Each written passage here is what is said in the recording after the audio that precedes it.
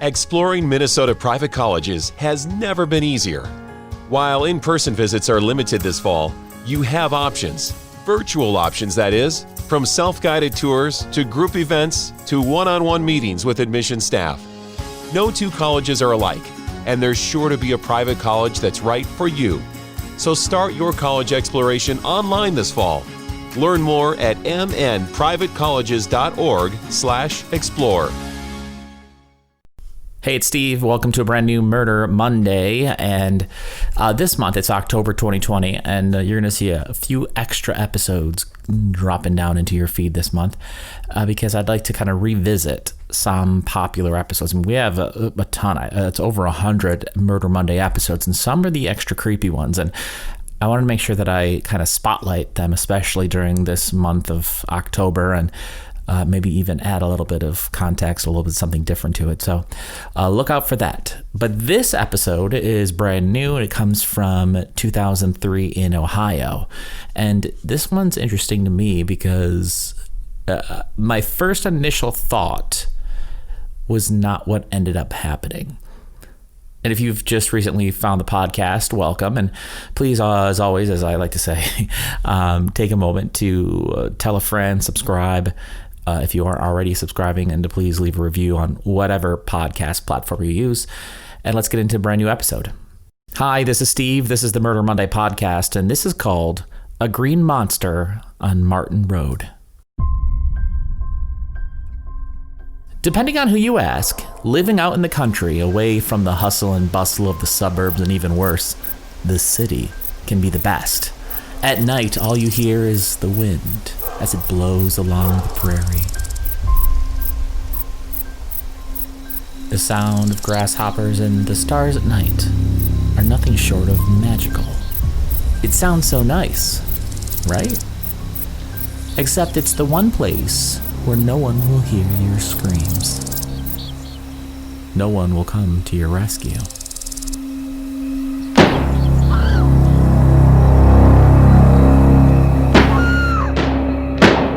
And that's just what happened in March of 2003 in Ohio.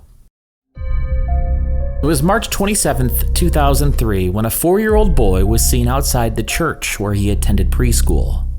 He ended up arriving an hour late that day and wasn't with his great-grandparents, still in his pajamas. The preschool was on Martin Road, and it was inside a church. And on that same road was the farm that his great-grandparents lived in. This 4-year-old boy was living with them. And on that morning, one of the staff members remembered picking him up and noticing that he was covered in blood. She asked about his great-grandparents, and he told her that they were at home,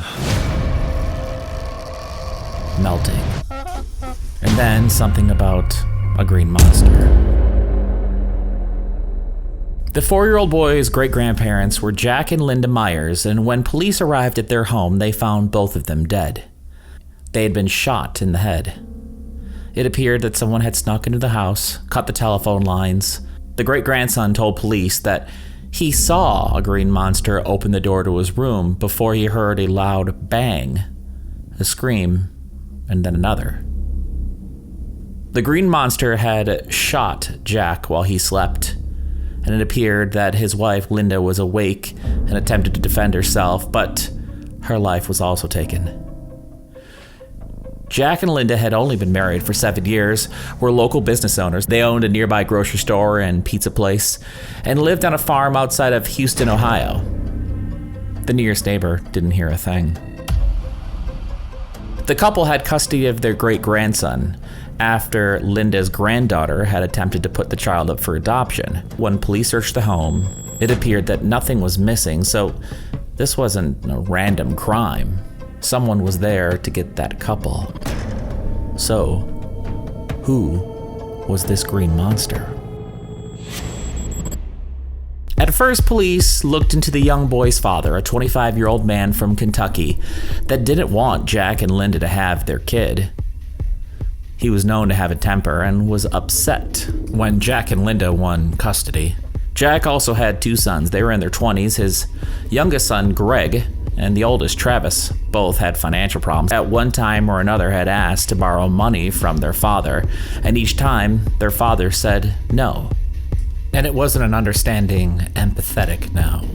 Jack was a big, burly man and was known as the family's bully.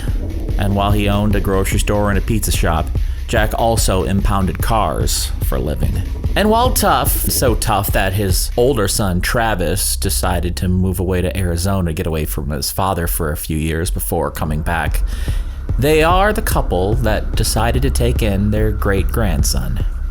But that kindness didn't stop the Green Monster. Whoever it was wanted Jack and Linda dead.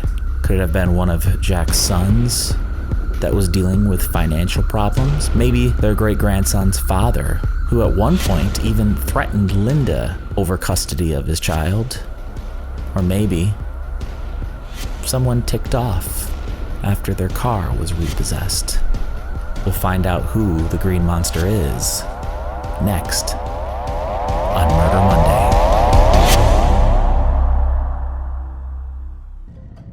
7632 Martin Road was the home to Greg Myers and his wife, Linda. The 4-bed, 2-bath home was built in 1900, and the once white siding has faded gray. The roof needs to be replaced. It's 36 acres, and it's surrounded by empty fields. And in March of 2003, Jack and Linda Myers' great-grandson is found outside his preschool about a mile from the home, covered in their blood. His grandparents are dead. The couple had been executed, and police had a number of possible suspects. They knew this wasn't a random crime. They were targets. Jack and Linda owned a number of businesses. Jack was a large, bearded man that was a bit of a bully, the title that fit him quite well since he also impounded cars. But this didn't seem to be a murder over bad business or someone losing their car. It seemed personal. Was this possibly a custody issue having to do with the great-grandson, or was this a financial issue? Police did find out that their older son, Travis, always seemed to have money problems. Travis was 28 and had even moved to Arizona to get away from his father, but had returned only a few months earlier. Then there was Jack's younger son, Greg, who had recently asked his father for a loan, a request that his father denied. But was this enough for Greg to turn on his father and his stepmother? Greg, the younger son, needed the money because as the father of 2 small children, he was dealing with some money issues of his own, bank foreclosure, and as the father of 2 children, he needed a place to stay. And since his brother and father didn't get along, he had been written into the will to inherit Jack and Linda's farmhouse along with the 39 acres. There was motive. But was there evidence? His girlfriend did note that he was gone earlier than usual on the morning his father, Jack, and Linda were killed, and a Walmart in a nearby town actually had a receipt showing that Greg bought ammunition masking tape just 2 days before the homicide. And a week before that, he had also bought latex gloves, a pair of shoes 2 sizes too small, a green windbreaker, green pants, and black stockings. Those items were soon discovered in a garbage bag in a nearby river, along with a shotgun with the serial number rubbed off. But there was enough of that serial number left. Police tracked it down to a private owner who said that he had sold it for $200 to Greg Meyer. The jury spared Greg the death penalty, instead giving him life without the possibility of parole, plus 5 years for aggravated burglary.